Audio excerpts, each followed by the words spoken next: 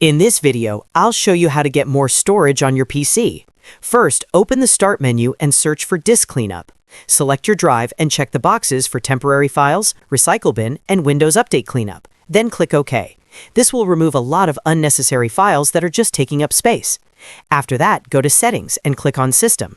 Then click on Storage and turn on Storage Sense. This will automatically clean up unnecessary files on a regular basis, so you don't have to do it manually every time. Now go to Settings and click on Apps.